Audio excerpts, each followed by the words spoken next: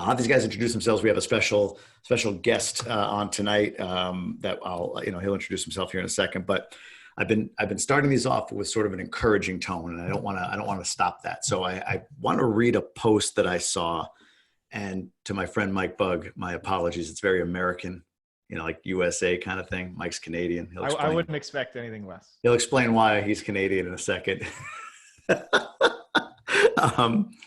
But I like this because amidst all of this stuff, some interesting things, some pretty cool things are happening. My wife and all of our neighbors, every Sunday at 3 p.m., my wife and the neighbors, at least the wives, the ladies, get together, do a workout. My wife's a trainer. And today they each did it from their driveways, and my wife was like in the middle of the road, right? So they socially distant workout or whatever, but it was pretty cool. I posted it on our Instagram account if you guys want to check it out. It's pretty neat. But here's what it says, and I'll try to read through it, but I think it's a little lengthy. I'll try to read through it quickly, I should say. The reports are that the truckers are getting supplies to the stores. Stores are stocking the shelves all night and letting older people shop first. Carnival Cruise Line told Trump, we can match those big Navy hospital ships with some fully staffed cruise ships. GM said, hold our cars and watch this. We can make those ventilators where we're making cars starting next week. Women and children are making homemade masks and handing out snacks to truckers. Restaurants and schools said, we've got kitchens and staff. We can feed kids. Churches are holding online services and taking care of their members and community. NBA players said, hold our basketballs while we write checks to pay the arena staff. Construction companies said, here are some masks for the medical staff and doctors. Breweries are making sanitizer out of the leftover ingredients. We thought we couldn't live without baseball, NASCAR, NBA, or going to the beach, restaurants, or a bar. Instead, we're trying to keep those businesses open by ordering takeout. America saying, hey, hold my beer and watch this. I think a Japanese admiral in the middle of the Pacific said it best in 1941. I think we have awakened a sleeping giant. Give us a few more weeks, maybe months, and we'll be doing much better, and stop listening to the hysterical media, whatever. That's it. So I thought that was a really great post just to say, hey, you know what? There's some, in times like this, and those that remember 9/11, this country and people around the world in this case tend to bond, tend to come together. And there's some pretty neat stories out there around those anecdotes that were dropped in that Facebook post. So thanks to the person who put that out there, somebody in our mastermind. So with that said, let's see, Mitch. Okay, just looking at some comments, see if anything popped up. Why don't we do a quick round of intros starting below me with Nick, and then we'll go to Phil and then to Mike. So go ahead, Nick. I own about 80 units with my brother and my parents. I also have a property management company. We manage, I think, 25 units now there, and also a retail CBD store. So a lot of entrepreneurial activities and just kind of taking it day by day right now. Retail CBD, that's right. Phil. Hey, what's up, everyone? Phil Capron. I own about 350 multifamily units in coastal Virginia. So that's me. That is Phil. And he's Captain America today. Yep. Mike. All right, little Canadian presence here. So I chat with these guys every Monday on all things real estate and life. Mm-hmm. And so I am a multifamily investor, but also a residential investor. We kind of made the switch 2 years ago. And we've been investing since 2012 up here in Saskatchewan, which is kind of north of Denver, I guess. For the geography. Makes sense, right? North of the Dakotas, yeah? Yeah. Far north. Far north. Yeah, way up north. It's I think there's 3 feet in the forecast for today up in Mike's neck of the woods. So. Yeah. All right, so let's talk about this since we're getting to the end of the month. This is around the time folks, excuse me, residents, tenants might be getting a little, spotty on what they feel like they should or shouldn't pay or can or can't pay or whatever the case may be. So thought I'd go around and just get a sense of what kind of communication have your tenants had with you, if any. What is the outlook for April as of right now as far as collecting rents for each of you? So I'll go reverse order. Mike, you want to jump in on this? Yeah, so our outreach has been, initially more of a how's everyone doing, right? Like just making sure everyone's safe and healthy. My outlook for April rent collection is actually pretty optimistic. So far in our single family portfolio, it's looking like we're going to collect 100% of rent. Our apartment portfolio, we're still not 100% sure. We do have some tenants that like are affected, are sort of self-quarantining. Doesn't mean that they are like testing positive, but they're on lockdown. So that's a little more up in the air, but I'm still generally optimistic. Like, you know, I'm thinking we're going to collect at least 3/4 rent in the apartment space. Wow. What do you normally collect? Just so I'm aware. Well, I mean, our portfolio, we do well. Like in terms of, we almost have zero economic vacancy. And then you'll have sporadic vacancy just as units turn over. But, makes sense. Yeah, sure. Yeah, you got that gap in there. So, okay. So overall, so far, so good, which I think we were talking about a week ago. Like, you know, April may not be bad. Nick, you mentioned that 2-week kind of lag between. So, I mean, 2 weeks lag from time you get paid to the time that you maybe laid off, and then the next check is the one that you struggle with. So, I want to go to Phil. Phil, what about you? What are your 400 or so units looking like? Well, I'm living in the management office of my newest acquisition, which is a 140 unit C-class property. And, you know, I was having dinner, watching a little TV, and a rent check just popped in through the slot on the door. And there was a few that I woke up to this morning. So, you know, it's tough to make a prediction. I was going off of a 75, same as Mike, and then a 50% for May. That might be a little bit too dour considering all the stimulus that's coming down the line. So yeah, I want to get into that in a sec. Yeah, we'll get into that, you know, obviously on the bulk of this call. So I think conservatively saying 75% collection for the entire month of April is reasonable. Across my portfolio, we usually get, you know, 85 to 90% by the 5th, and then about 10% late. So I wouldn't be surprised if that was, you know, 25, 30% not in on the 6th. And then we'll see, you know, what we can shake out by the end of the month. Because, you know, what I do, there's a certain number of people that are just going to pay late. And we love that in normal times. Phil, let me ask you, and Nick, I want to ask you this from a standpoint of owning the property management company, but from a place of directing your property management company or companies, Phil, what are some things that you've, if anything, that you've put in place for them or that you've had conversations with them about regarding what you just projected, potentially a little bit less rent this month, maybe even more in May, stimulus notwithstanding? So don't let me get too long-winded on this. It depends on the property. All of my stuff is B and C class repositions. All of it's been purchased within the last couple of years.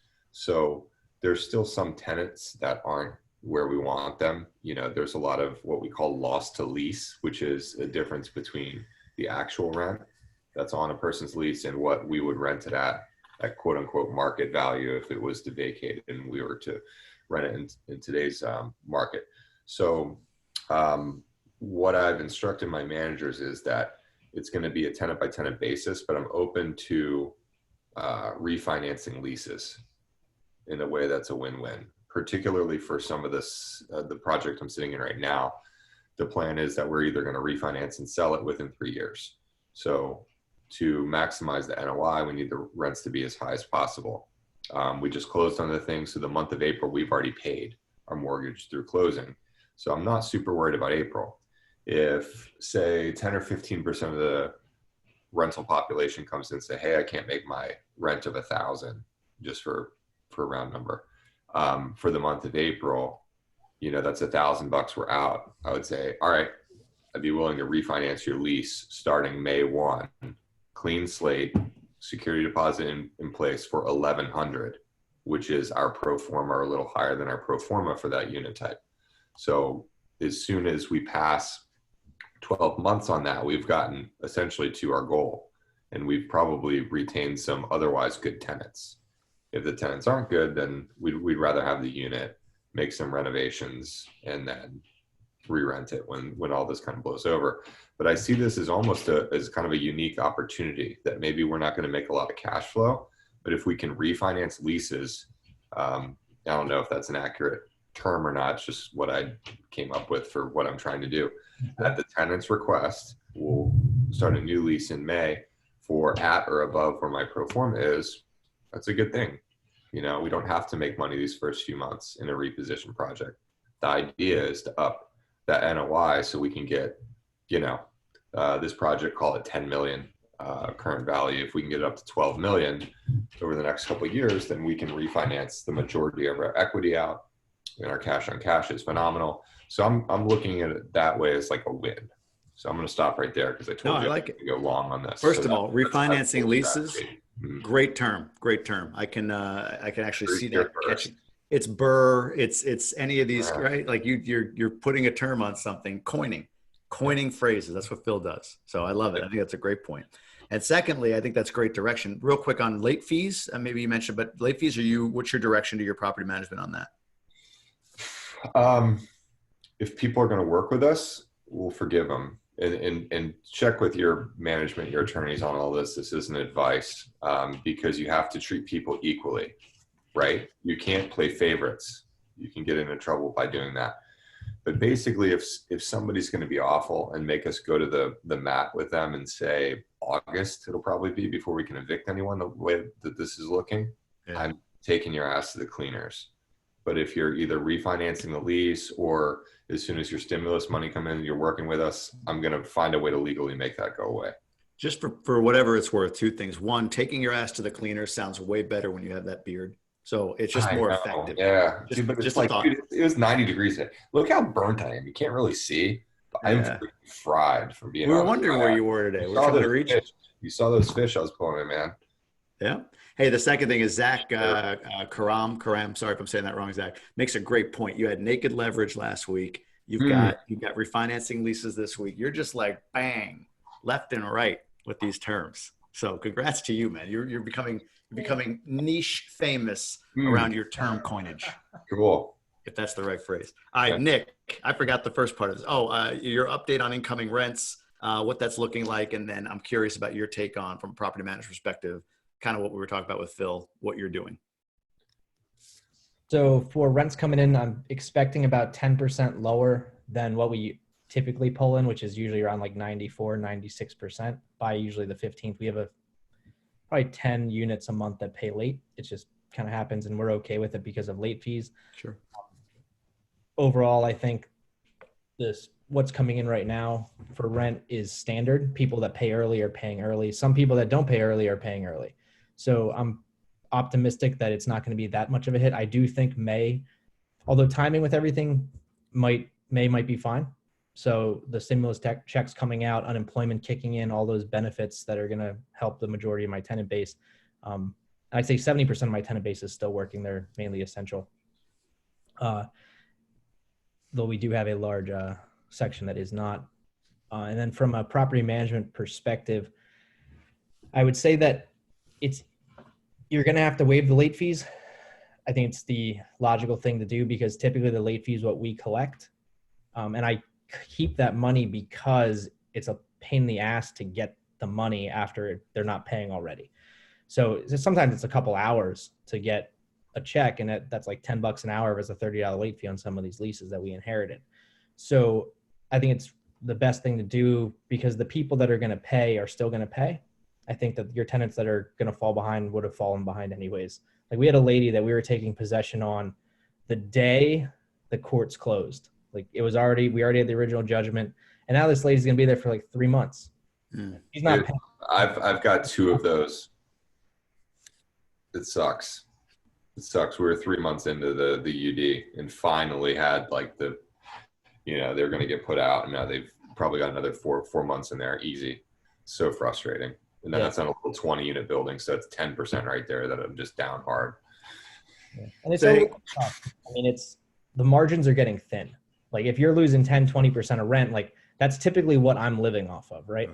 So I'd say about 28 to 32% of gross income is our income, right? Out of that, I pay a contractor, I pay another guy part-time. All of us take salaries. So if I'm knocking 10, 15% off in my projection right now, a lot of stuff is slowing down.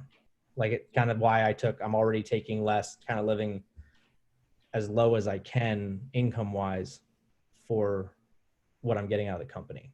Anticipating this to happen. Yeah. Yeah. Not that it's happened yet.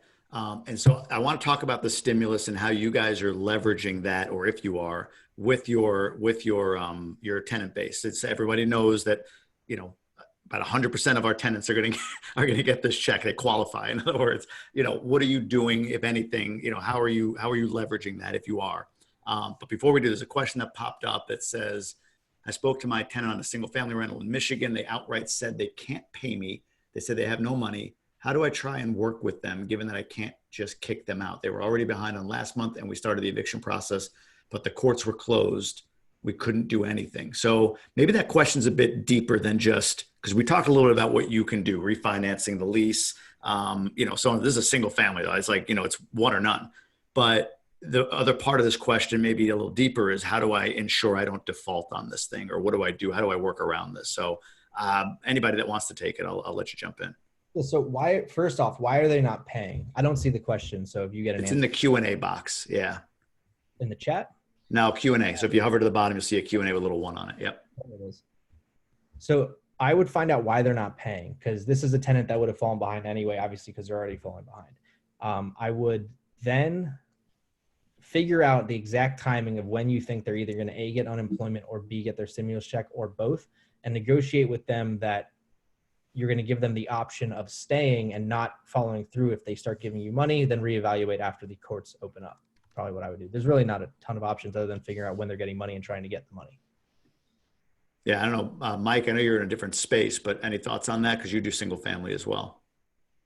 Yeah, I'd be just trying to get some money, right? Like it's to not pay any. Like I'd be looking to see, can you get half to try and keep working with them? To go to just, we can't pay any money is a bit of a stretch. So I'd be trying to get whatever you can get from them at this point. Yeah, makes sense. Phil, I love the, you saw the Terminator. Came in. Yeah. Yes. Daryl, you my favorite person on the call right now. I freaking love that.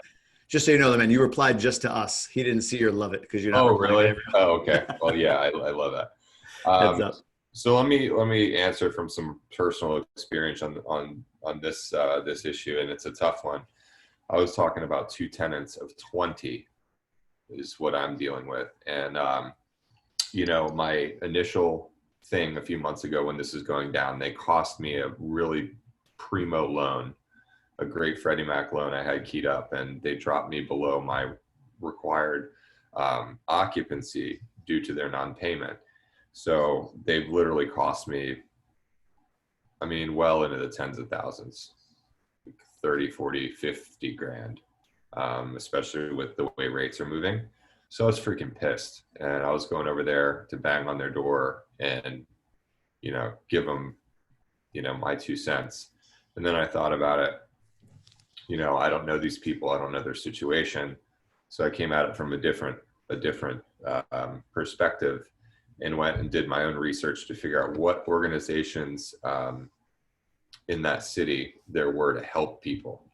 There's Catholic Charities. There's this HUD program called For Kids, that if they have kids, the tenant has kids, that this program will swoop in. It's not quite Section 8. It moves more efficiently, at least in my area, than that. But they don't want, you know, people with kids being put on the street, and they will actually place people from various shelters from, like, you know, abusive situations or whatever, and they guarantee their rent for like 6 months, do like double or triple security deposits. So it's pretty choice. And then eventually they try to get the tenant, you know, ratcheted back up to a quarter rent, half rent, 3/4. And then, you know, they're often training wheels came off, and they're doing their thing again. So that's a pretty cool organization. I got a list of like 8 organizations for these folks, and I went and I knocked on the door, and both of these women are like, you know, what do you want? And I was like, I want to talk to you. Like, we don't want to talk to you. I'm like, okay, I'm the owner. And, you know, the sheriff's coming on Monday. So do you want to talk to me, or do you want to talk to the sheriff on Monday? So they both talked to me. I gave them the list, and neither one of them picked up the phone to make one phone call to get free money. Yeah, at that point. So sometimes that's what you're dealing with. So whoever asked the question, I hope that's not the case there. If it is, the only point you have at that juncture, the way I see it, is try to implore, you know, to their sense of like doing the right thing, but when people live in such a place of scarcity and lack, and it's really, it's sad and it's infuriating. Like, Yeah, but that's a great tip though. You went out and found where they could get my, who knows? Like you said, 0 for 2 for you. But in a single family, like, why wouldn't you at this point? It said anonymous. The name didn't pop up as to who it was. I would do that. I'm Bill, not, how did you search that? Just to be clear, what did you look for? I think it was just Google, and I talked to a couple property managers and just asked, because we don't have a lot of Section 8 subsidy, but we do have a few in various buildings that have come through through like the Veterans Department or 4Kids or, the Virginia Beach or Norfolk or Chesapeake or wherever, Richmond, some kind of outreach. There's pots of money out there. Yeah. And if you can figure out how to work with these organizations, like, I don't love that.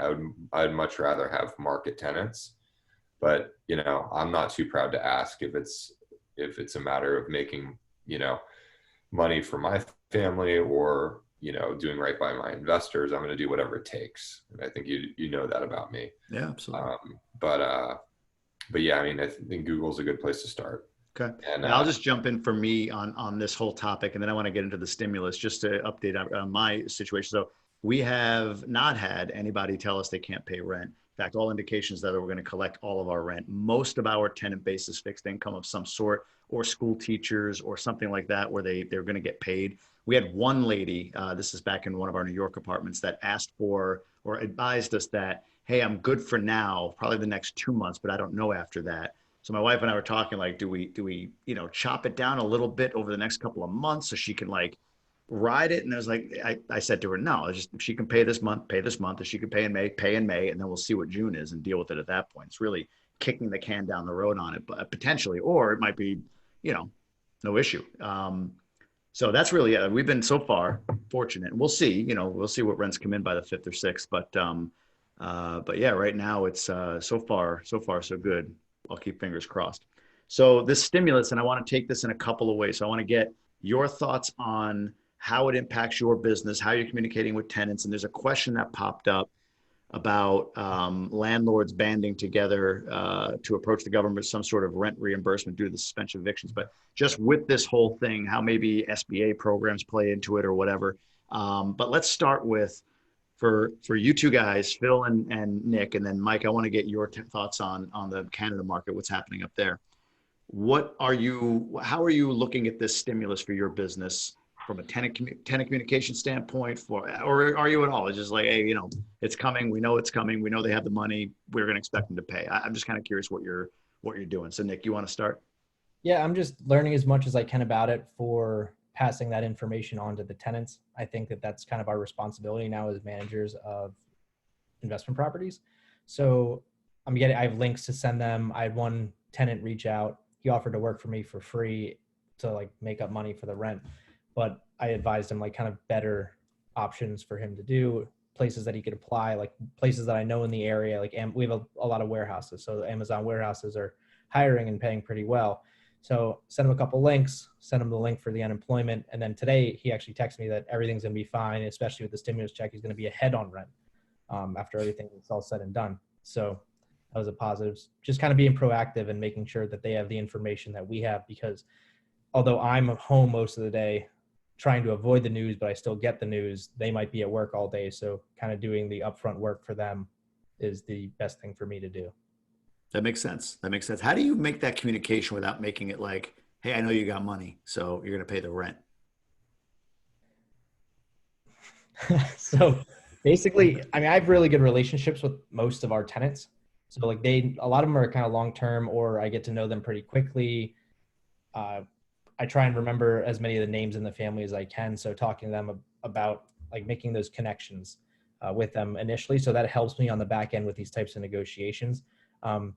Just kind of tell them we have bills as well. Like either if they don't pay for 3 months and it's a single family home, that could go into foreclosure. They don't know that it likely will not, but hypothetically, if this goes for years with them not paying and using their money that they have, they could lose their house regardless. So I don't usually go the doomsday route. I try and just say like, hey, I know you're getting this in 3 weeks, so use that. Just kind of be direct, but don't be like, you need to give me my money. You know, that's Right, not right, right. effective. I've seen some of those letters go around, those panic letters from landlords, like, Are you "Hey, bringing, we got, what's that? you bringing up the one I sent you? You can, yeah, the one that from Bigger Pockets. Well, no, the Bigger Pockets one was what Brandon Turner sent me. That's a No, there good was one before. Yeah, we had a letter sent out in a guy that owns about 1,000 units in our market, and he threatened tenants. And this guy like ran for mayor, and he threatened tenants and said he's going to cut their cable cord Cable.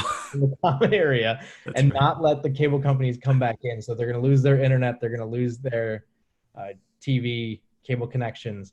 And I saw the initial post, I saw it, and it had like 1,000 comments. Our local newspapers were like going after this guy, saying like, what happened? And he's like, oh, a manager sent it, but no one really believes him. So The Brandon Turner one though was pretty good. Was a solid way to do it. If you're going to be proactive on it, I thought it was a really solid way. What were your takeaways on that, real quick, Nick? I thought it was good. I think that it was proactive. I don't know if I think being proactive here I don't know what the best option is. Kind of letting it ride out might be the best option, but he's trying to give a global perspective of what your options are. But overall, I think the letter is very well written, and it connects well with tenants. It's not trying to get money out of them and saying, hey, like, this is a serious situation. Make sure you're safe. We're taking precautions on our end, which when people reach out for maintenance issues, which was part of his letter, we're just saying that, hey, we don't want to get you sick. We don't want to get sick. It's better for everyone to just be safe and home at this point. So Yeah, if you go to Bigger Pockets, it's Dear Tenants, I'm sending this letter to my tenants today. That's the name of the blog post. And I think Brandon Turner wrote it. So yeah, it was good. Like I hedge on go back and forth on how proactive do I want to be? It's like, hey, if you can't pay, then I'll deal with it. But if you're going to be proactive, I felt the way in which he worded it, the way he phrased it all was actually the best way I've seen, not the guy with 1,000 units. So how about you, Phil? Stimulus. What's this? What is this? How are you leveraging this? How are you handling this? What are you doing with it? So it's kind of the same idea as my last point about the charity organizations. I want to be the most educated as to how this actually works, right? Like, I'll probably run through the portal myself. I'm a self-employed guy. I mean, technically, right? I could probably sign up for this. Income's too high, but other than that, I think I could do this. Your adjusted gross is too high? I think so. You're not doing all the cost seg write-offs, all that stuff? That's a good point. Depends on how they look at that. Just a thought. Go ahead. Yeah, I don't know. Dude, I don't know. It's accountant stuff. I don't bother myself with such I get it. monotony. Yeah, you should know how it works. There's a couple of partners of mine that wanted to set up like a station to like help people fill out their stuff to make sure that they get it. But then there's still no assurance that they'd necessarily give it to us. There's going to be a certain segment of the population, especially in the lower end, that is going to just work off this borrowed time. They're going to take all their money. They're not going to pay the rent.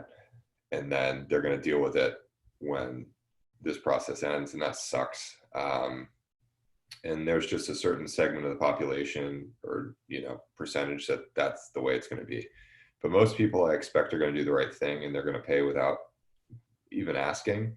And then the ones that don't, I think it's just really key to be, empathetic, to get to the bottom of the situation, and then to help them figure out their own solution by, giving them the necessary, lifelines and doing a little follow-up to make sure that they're actually doing the thing. Yeah, there's a sense of Dave Breyer put in here. He's letting it ride, and he's expecting a good turnout. They all need a place to live. I think there is the majority of folks, even if it's like that they're going to do the right. They want to make sure they have a roof over their heads. They don't scheme too much, right? There are some what do they call them? Professional tenants, right? There are some very savvy people that are going to play whatever they can, but most people just want to make sure they have a roof over their head. So I think we leverage that, I guess, as we move forward. And on the stimulus itself, yeah, I've been diving into it as well. The additional unemployment benefit that you get, what the payout is. But I got to guess that 100% of the tenants that we have qualify. Unless you're a couple making over 150 grand, even then you get something that phases out at, I think, 198 in total income. And I don't have anybody making anywhere close to that in any of my apartments. I'm sure you guys are in the Yeah, I same would boat. say.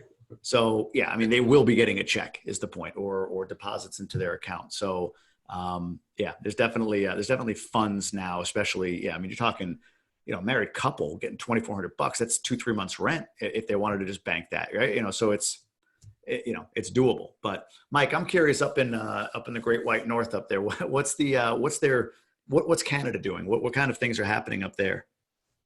But it seems kind of similar to what you guys have rolled out. We're always a few days, it seems, behind. Like, so our stuff is still just rolling out and still not like finalized. So it's all like kind of changing day by day. But so I'll just touch on like the high level stuff. A big focus that's come out is trying to keep people collecting their paychecks from small businesses. So lots of small business support.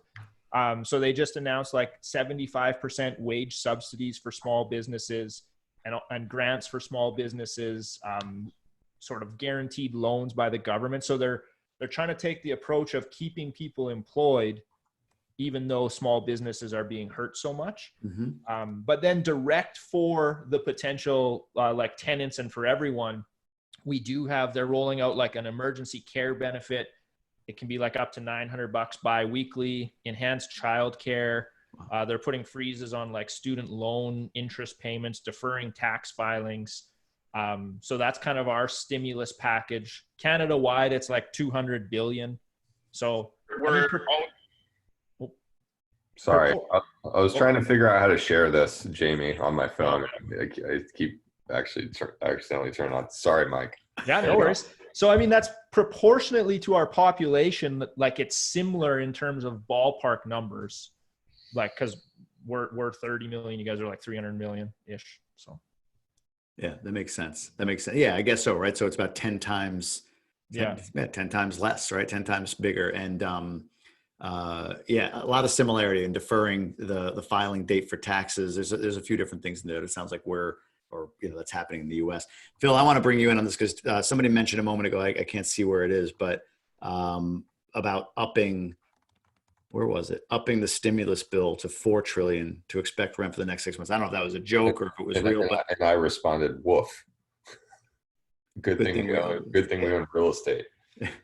So we're going to get a little beyond the scope of this call here, but if our national debt's just call it 20 trillion and we add 6, we just diluted the value of our currency by what, 30 additional percent? True. That said, but do you feel as though the stimulus is enough? No, woefully, short. Yeah, Phil has written because they put it the wrong place. They put it the wrong places. Why? Yeah, why? Because there's no means of getting any of this stuff back. Do I want planes to keep flying? Of course I want planes to keep flying. But you know who needs to be taking the brunt of that is the freaking airlines and their stockholders, not me. I don't own any freaking Boeing or Delta or United. Yeah, but if those go down, our economy goes down. Okay. So they can borrow whatever they want. Part of it, they're not getting. I agree. I mean, there's some crazy stuff that's happened. We've thought about this, Nick. The correct way to do this, instead of just sending out checks carte blanche, was to allow every American who's filed their taxes to borrow what they need directly from the federal government. 100%. That is not going to work. 100%. It's 100%. Is the reason for that. It's a million% better than what they just did. We're never seeing any of that money again. Oh, go ahead, Nick. You can be wrong all you want, Nick. It's not the first time. You're giving the reason why people don't qualify for loans is because they're not going to pay them back. So if you're going to give people $10,000, which is what your suggestion was, at 1% or no interest, but it's locked in on their life, which is also what you suggested, those people are going to be pissed off as hell when they realize that this loan is going to be then taken from their paychecks, and people are going to be in those positions. It's not taken from their paychecks. That's how they're going to get the money back. That's what they do with student loans right now. It's deducted from their tax returns. And they also can take it from their paychecks. A certain portion, so maybe 20%. You're giving people money and they're not going to pay it back, and they're going to be even poorer after that happens. Yeah, Wrong. it's not sure there's one right way, and we could, yeah, this is tomorrow night. This will be good. Yeah, this is what we're doing is the not right way. So we could debate that. I don't, honestly, I sort of sit on the sidelines of this. I don't know if I have a strong opinion one way or the other. I know that it scares the hell out of me to put $4 trillion more out, or 2 trillion, whatever it is, out there. That's that money. what's that? Good thing we own real estate. GDP is consumer spending. So if they're giving this money out and it does, no one's going to put it in their bank account. Not the majority of people that are getting it. They're going to put it into the economy. So I think that's the majority of their kind of understanding of where this money is going to go. They're going to put it in the businesses. They're going to go to restaurants. They're going to use it for rent, which is good to hold up what they're housing, right? So it depends what happens with that money when it actually goes out. Makes sense. Bunch just said Jamie for president. I guess I handled that diplomatically. So go back. You know how you get elected president, Bunch, is you get half the country to hate you. I can get that. I think I can get half. So I'm well on my way. I got Spade. That's my first. He's hater number one. Bug is kind of 150 million more. Bug's kind of with you, so we'll see how that goes. He doesn't get a vote. He doesn't. What have you guys looked at this CARES Act, SBA bailout loan thing, this program? I honestly have not, but there were some questions about, like, all right, I forget what the question was. One back here about, landlords kind of getting together to make sure the rents are paid. I feel like the SBA loan option is a version of that for the property owner. Maybe I'm wrong. But what is this SBA loan, and how are you guys thinking about it right now? Go ahead, Nick. So you can get, if you have 500 or more employees, you can get 100% of loan forgiven, which is a very big company, right? So a lot of the small companies, they can only get 85% of the loan forgiven. As far as like a property small business owner from a landlord perspective, I don't take a salary like a W-2, right? So I think there's going to be a lot of fraud that people try and get money. So I don't know if I agree with how that's going through with the SBA loans. And you have to keep people on. So I don't know how they're going to do that with servers. So a lot of the business owners that I know and the small businesses that have 50 employees or less in my kind of group here, they're just laying people off and just paying rent because the unemployment benefits got expanded into their sectors. So it's easier for them, instead of taking on the risk and expecting the government to forgive the loan in the future. That's how kind of we've come to the conclusion, just to not take the loan, have the people go to unemployment because of the expanded benefits, instead of taking on the risk and hoping the government forgives it. Although it's in the bill, a lot of people don't trust that it's going to be forgiven. Somebody in here posting that Robert, I think it is, that real estate investment firms, when real property will be held for investment purposes, opposed to loans to otherwise eligible small businesses concerns for the purpose of occupying the real estate being acquired, are not eligible for the SBA loan. Mitch on there, it has to be a 51% owner occupied. I think that will change at some point. Interesting. What is a bailout on politics? I switched to Fox or MSNBC. That's like, you're going one way or the other. Like, yeah, that's good for you. You're going right down the middle, I guess. You average out to the middle. That's interesting. Okay, so from a stimulus perspective, it sounds like you guys are educating tenants on what this is. You're going to be the most educated about it than anybody, is your plan, so that you can leverage that with your tenants. And like Nick said, you've got relationships with them, so the approach, how you approach is sort of backed by the fact that you have a previous relationship. You're not all of a sudden dropping in and like, hey, where the hell's my rent? I know you got that money. I know you got that check. Send it to me. Don't you dare spend it on toilet paper or whatever the hell else people are going to spend it on. Yeah, no, that makes a lot of sense. And then Phil, I loved your point earlier about educating people on different programs that can help them pay. And then I think there was a $600 up to $600 additional per week unemployment, benefit on top of your state's unemployment. So, I don't know how many tenants are making much more, well, maybe much more than whatever. I don't even know what unemployment pays. $400 a week or so, $500 a week. You guys know? I heard about that. Marks and Millichap sent me a breakdown that I'm digging into a little bit further. But what it appears to me is that some of my tenants are actually going to make more than what they making. through all the stimulus, which is interesting.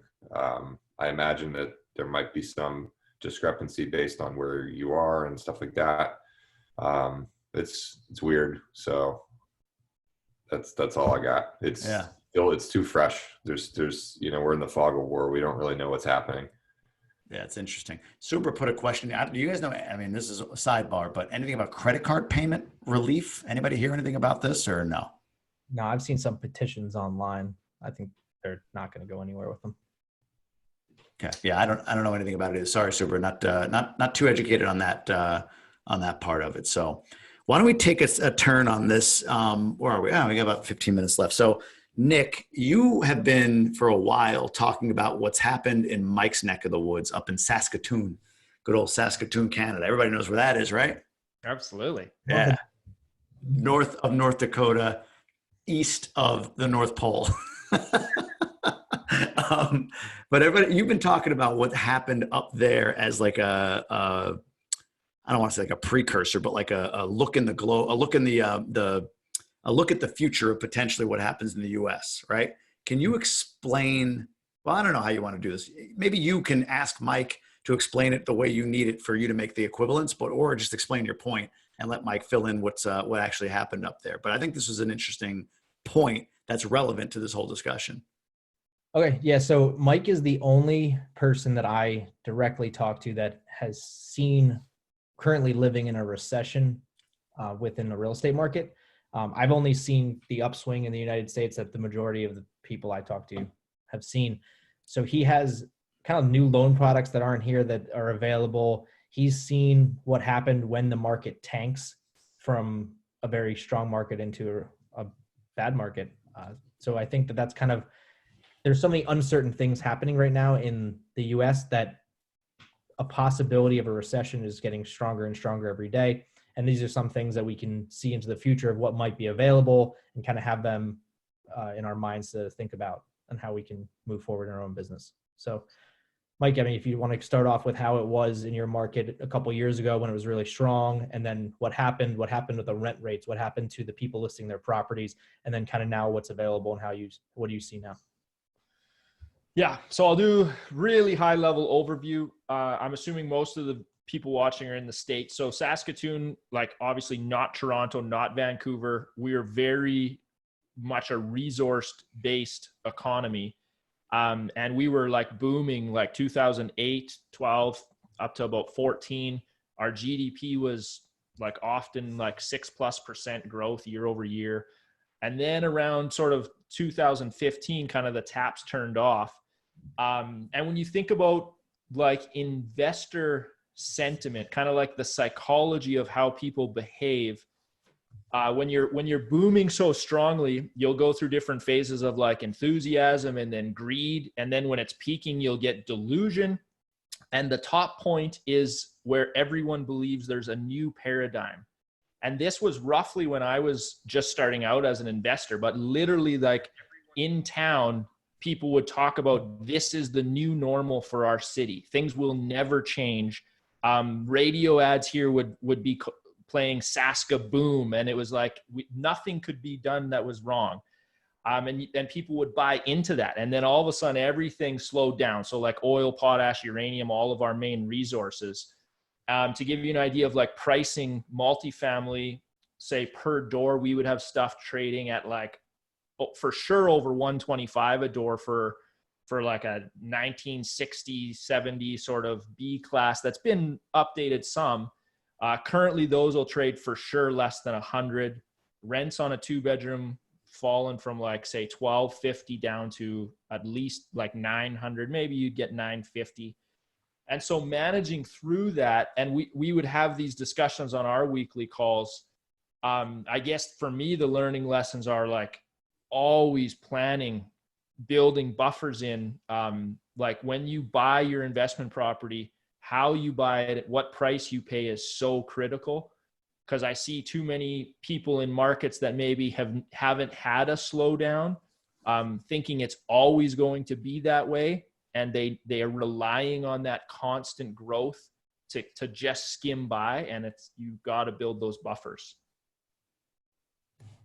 So what have you seen, after that market after the market dropped, what kind of rebound did you see? Was that the initial drop, the 25% basically per door, and then the rents dropping 300 a month? Did that ever bounce back? So it's kind of horrible timing for us because we were just starting to come out of that, like in our real estate cycle. Like we had kind of slumped and we were just finishing up our slump, and all of our GDP growth projections moving forward were positive.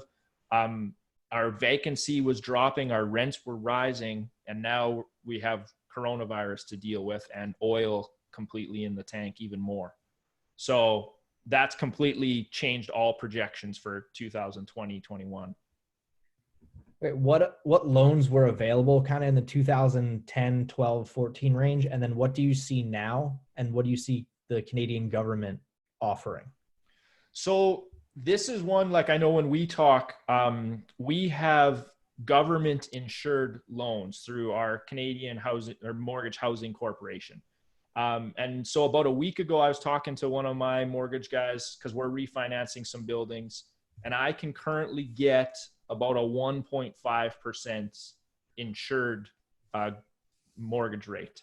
So that is like, that's been very helpful on the multifamily, like commercial side, as we can get our cost of borrowing down pretty low. What size building qualifies for that type of loan? I'm refinancing some 8plexes. Those are the smallest ones we're refinancing. So that mortgage is going to be like 600,000 or 700,000, and you can still qualify even with those low ones. And then obviously it's more beneficial with higher loan rates or loan values. Did you see those? What were the rates when the market was hot? So I wasn't in the multifamily space in 2014, so I can really only speak to the residential. My first property I ever bought was 2.99% in 2012. And then we did see them go up some, but kind of with all of this going on, Bank of Canada has slashed rates. The catch is we're not going to see that fully transfer through on the residential side, right? But we have had some really good like rates below 2 when this was first breaking, but now our banks are actually raising rates on some of the fixed products, just with everything that's going on. Nick, what's your view? So you hear all that. What's been your point about how you're projecting out the crystal ball on the U.S.? If you can summarize that so folks have a sense of what he's experienced and what you feel like, how that translates to the U.S. Yeah, so I think that the biggest thing is the rates are going to go lower over time. I think that eventually there's nothing they can do from an economic standpoint other than continually lower rates. Mm-hmm. So it's kind of proof in Canada that that's what happened. That's what's going to happen. So I think there's going to be a lot of opportunity to refinance and kind of ride cycles of properties out to be able to buy more with lower rates. So if the amount that you're going, if we go from 4.25% down to 2%, 2.5% on some of these larger loans, the cash flow is going to be better. And then you can do cash out refinances and just expand. So just learning how to use that debt in that type of economic cycle is going to be very important, and just making sure you're managing the money and the loans correctly. So I just think it's the future of lending is going to open up and rates are going to go down, and people are just going to be able to buy more and more if they can leverage correctly.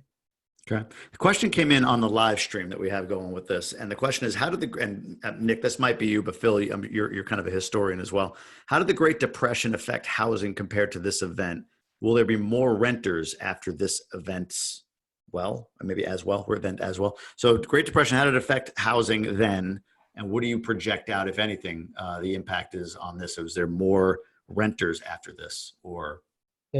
Great Depression, stock market got hit 50%, unemployment was 25%, and rent dropped 30%. So I think that that's a financial crisis, and there's a lot of reasons that happened. I don't think that that's going to happen this time. I think that the market will be held up kind of by real estate right now. I think people are going to move less. And if you were an owner, you're going to be able to use products and opportunities the government's pushing through right now to not lose your home like they did in 2008. There was no backing as to helping people during that time. So I don't think it's going to be impacted in that way. I don't think there's going to be more renters. I think everything's going to kind of stay the same, but people are going to be forced to stay in homes that they wanted to sell before, just because like a lot of the baby boomers that are selling right now in markets, their 401ks got destroyed. Mm-hmm. So they're not going to want to sell their house because they own it free and clear. They might do a refinance on it. So I just kind of think that it'll continuously spread the wealth gap, but I don't think there's going to be a crazy shift like there was back then. Phil, what about you? What do you think? And maybe project that into the multifamily space. I'm just falling asleep over here because Spade's just hitting all my talking points. The last two answers, I'm like, I have nothing further. No, I might have something a little bit further on this one. So think about demographically, the baby boomer generation. Stocks, we don't know exactly what's going to happen. Maybe they do a little rebound, maybe they don't. Let's say they don't, or that people panic sold at 20 grand. There's a lot of 401ks and retirement plans that are hit very hard, and people that are looking to retirement. I wonder what the fallout might be for those who were retiring anyway and aren't going to have the income they thought they were going to have from their portfolios. So not 2008, but yeah, I think we're going to see an uptick in distressed sales, a few percentage. I'll call it 5% year over year from 2020 to 21. Okay, that's not catastrophic. No. Right? So, and I think we've talked about this in the single family sector. Inventory is going to remain very low, right? It's just, there's not going to be a lot of people selling houses right now. In fact, you can't even show one in many cases. And that's one thing we haven't even gotten to, and we only have a few minutes. So Nick, I want to talk on that for a second, essential pieces of real estate. But yeah, I agree. I don't see this boon for, I think everything stays the same. Like you said, Nick, I think things stay fairly similar to as they are. I don't see this I don't know what the other side is, but I just don't see this glut of renters coming into the market or anything. So we shall see. Do you guys expect negative interest rates from the Fed at any point? I don't know. I'm not going to go that far. I'm just going to go with what Nick said. And I'm glad he said it, that I think that as we get to the end of the immediate crisis, the loss of life, the hospitals, the market's going to kind of get back to normal, employment gets back to normal, that they're going to have to do something, and the rates are going to come down to, essentially where they were, probably in the low to mid threes is going to be my guess. So I think I talked about this in the last call. I'm actively, putting things under contract right now with really liberal due diligence, with the hopes that by the time I actually have to make a decision on the thing, that we're back to a place that, that leverage makes sense. So I'm arguing with the seller and the broker. Hey, look, rates just went insane. Fannie Freddie, huge spreads. A lot of bridge lenders are out of the marketplace, lower leverage, higher price for equity. So I can't pay you your price. And they're agreeing with me to a certain point. I'm contracting it at today, and I'm hoping for a better tomorrow, and say June, when I actually have to figure out what I'm going to do with it. I'm still on a term sheet for 3.6% on a refi right now. So with who? I can't say. No. What type of lender? Oh, community bank. If they're lending out of their portfolio, they might, but they're probably going to retrade you. And if they're lending someone else's money, that's absolutely not going to happen. I agree on the second point. On the first point, I fully expect them to retrade me something, whether it's going to be, what they're willing to go to loan to value, or, prepayment penalty, something. They're going to hold the line on something on me. So we'll see what happens with it. I got hit with a loan to value reevaluation. Just now? It went from 80% to 75%, literally Friday. Yeah. But you're still getting the dollars that you want. Yeah. I'm in the midst of doing a refi on my primary residence as well. So Me too. I'm trying to get that, exactly in the sweet spot, and it's not right now. So I'm hoping in the next 2-3 weeks that I actually lock. That's something pretty sweet. I locked on that. My own house was refi just before this went down, 3.375. So yeah. What's that? David's comment that his primary residence was a leasing office. Yeah, it is for now. It is for now. My tenant's out in like 2 weeks. The house. I like Yeah, it. the house. Bug, rates are not negative in Canada, right? Not yet, no. No. You expect them to? Well, I don't know where they're going to go. I just don't see how they can like go up, like long term. It's a sticky situation with where debt is on all levels. Interesting. So let's, we got a couple of minutes. I mean, we can go over if we need to, but I'm sure folks are going to want to start dropping off here and getting ready for bed. And there was a quick question. Maybe you guys know this real quick. Is there a resource to check with unemployment claims filed by city or county neighborhood so that we can get a sense of the affected versus not affected areas or not so affected areas for investing? I guess generally, is there a place you can go to say, wow, my area where I'm investing has a ton of unemployment or not? I don't know if you go to I don't know of it, but it makes sense that there would be. Yeah. I got to believe the unemployment office site, like whatever unemployment office in your state, whatever that website is, Google it, has something, but I wouldn't know nowhere else to go. Phil, you know of anything or no? No, I don't. And then there was a question earlier about where to find, some of the resources I was talking about. Might as well put it out to everyone. You're going to have to do your own. Every locality is going to be different. Yeah. There might be some overarching HUD and like Section 8 stuff. But ultimately, each one of those has a regional or local office that you got to check with as well. Okay. The last thing I want to talk about real quick is essential business. Real estate is an essential business. And Nick, I'll let you lead off with this, but what do you view in real estate as being essential, not essential? How are you couching that, if you are at all? Are you thinking about this at all? So it was interesting. I'm in Pennsylvania, and initially real estate was completely not essential. Like on his initial report, the governor's report, brokerages shut down, everything shut down, construction shut down. And then within like an hour after, he put out another report that emergency repairs can be done, which kind of people were going to do anyways. I'm interested to see what happens over the next like week or two, because there's a difference in what we do as far as a property management company and then also owners of real estate.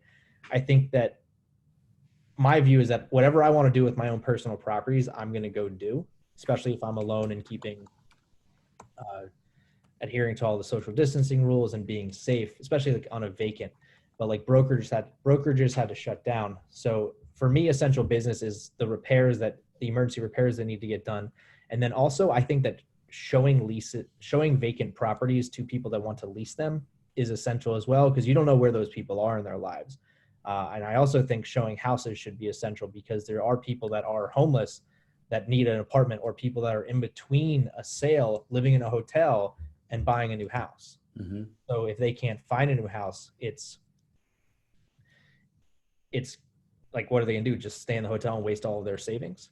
Right. So, yeah, I look at the showing, like I'm showing an apartment next week, and I think the strategy is going to be open door, walk away, let them see, and then send an e-lease, which we do anyway. But like I've seen some folks literally put Dropbox on the door. Dropbox is like there's a zero contact transaction for getting somebody in. Or just open the door, let them walk through, and then close it. They can see it. Yeah. And that's it, right? Someone said virtual tours. I don't see people renting apartments off of virtual tours. You want smell, sound. They are. They are, really? We're doing it, yep. But do you actually see like people closing on the lease on it? Dude, moved 3 people in this week. Without ever seeing it before they moved in? Really? Yeah. So Nick stands corrected, as do I. It happens. I really worry for my residential friends.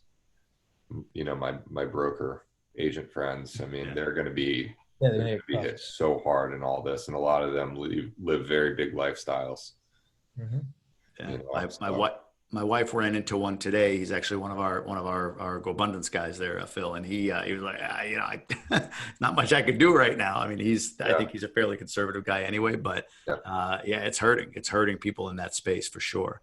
There was one point, just to point it out here, somebody mentioned in the live feed that the Department of Labor will post those stats that were mentioned earlier about unemployment by region, by neighborhood, by city, or whatever the case may be. So anonymous, whoever that is, Department of Labor will have the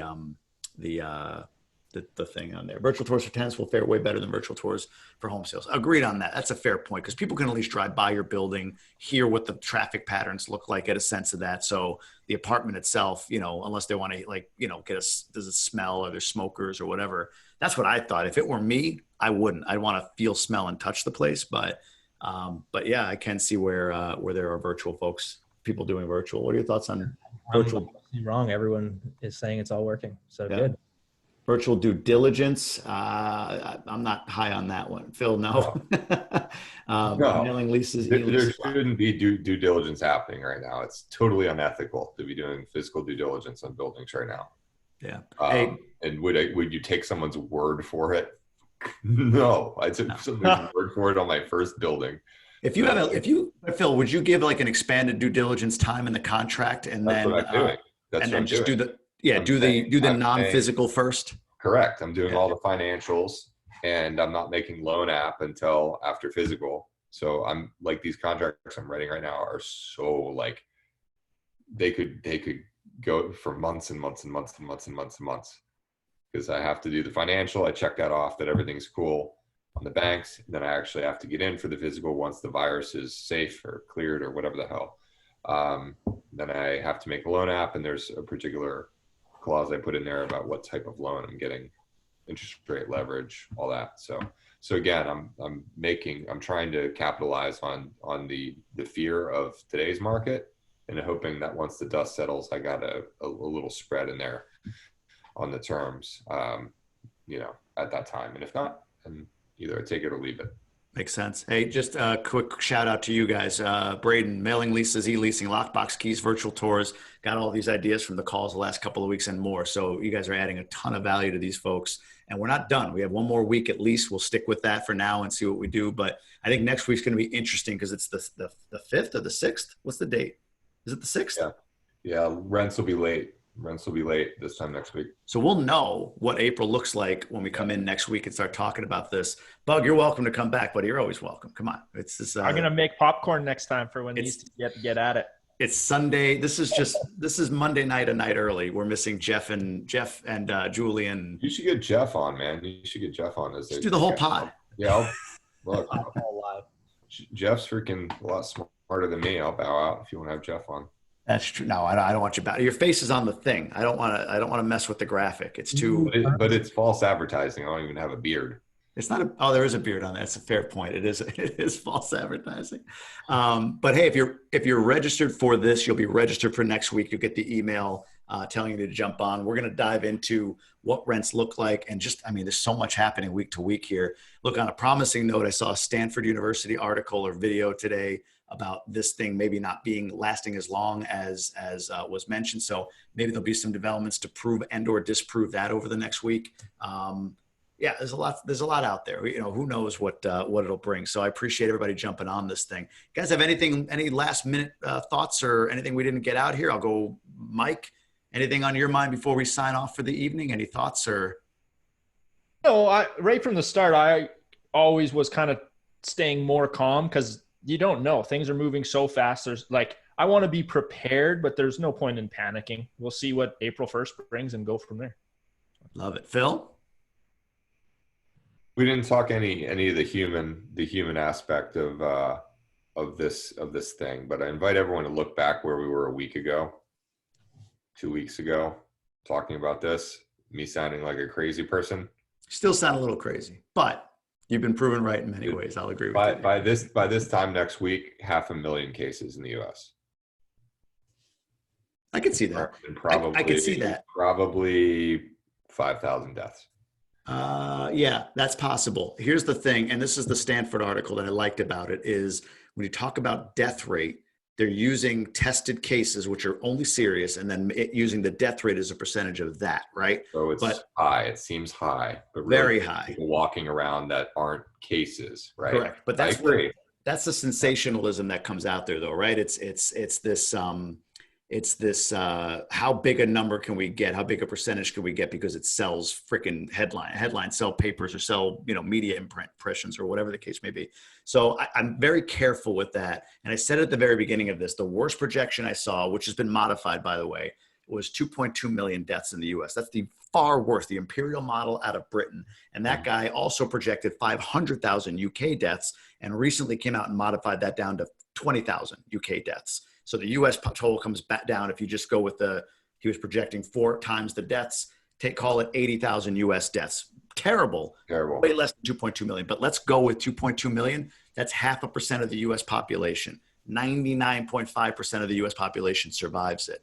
Still 2.2 million. I'm not looking past that bad number. But when you look at the numbers, the statistics in the very worst possible anybody's projected scenario, everyone on this call is likely to survive and everybody that we know. But that's not realistic. We're talking tens of thousands of deaths, which is atrocious, terrible, and awful. But, again, the likelihood of survival is so much greater. I think the measures in place are smart. Shelter in place where you can, non-essential work being taken offline, going virtual, that is, social distancing. Like I said earlier, they were doing social distance workouts in my street today. I mean, just things like that are smart, but, I do get leery of, you're right, Phil, the numbers are going to explode, but I get leery of the idea that these percentages as they're coming out are real, because they're just like, this thing has burned through a lot of people already that don't know they had it.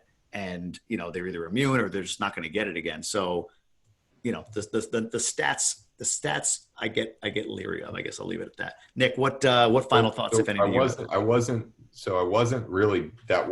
really my point. No, I know. I wasn't talking. My point is that a week ago, this was still something that wasn't real, and we were all going through the motions. Today, I had over 10 people that I know post on Facebook about it, from New York to Los Angeles to New Orleans to Florida.